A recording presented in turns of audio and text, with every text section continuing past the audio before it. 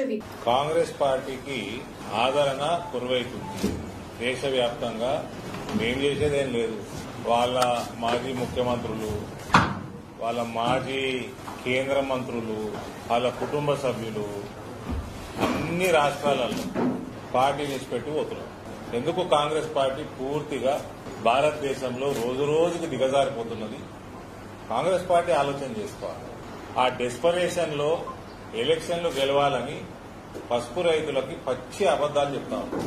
చాతగానోళ్లు 60 సంవత్సరాలు పాలించి ఏమి చేయక పసుపు రైతులను నిండా ముంచింది వీళ్లు, చెరుకు ఫ్యాక్టరీలు బంద్ చేపించింది వీళ్లు, ఇంతకుముందు ఎలక్షన్లలో వాగ్దానాలు చేసి ప్రభుత్వంలోకి వచ్చి పనికిమాలిన కమిటీలు వేసుకుని టైంపాస్ చేసి కమిటీ రిపోర్ట్ ఇచ్చినాక దాన్ని ఇంప్లిమెంట్ చెయ్యనోళ్లు వీళ్లు. రాజశేఖర రెడ్డి ముఖ్యమంత్రి ఉండగా ఇవే నాయకులతోటి కమిటీ వేసారు. కమిటీ టోటల్ గా గవర్నమెంట్ టేక్ ఓవర్ చేసుకోవాలని చెప్పింది. చెప్పినా కూడా వాళ్ళు ఆ రిపోర్ట్ తీసి పుట్టదాకా చేసిండ్రు, అది ఇంప్లిమెంట్ చేయలేదు. మళ్ళీ ఇవ్వలేదో కమిటీ అంటున్నారు, ఇవాళ మళ్ళీ కమిటీ అంటున్నారు, టైంపాస్ చేస్తున్నారు. సరే చూద్దాం ఏం చేస్తారు. విస్తీర్ణత తగ్గి రేట్లు పెరగలేదు, విస్తీర్ణత చాలా పెరిగింది. తెలంగాణలో తగ్గింది.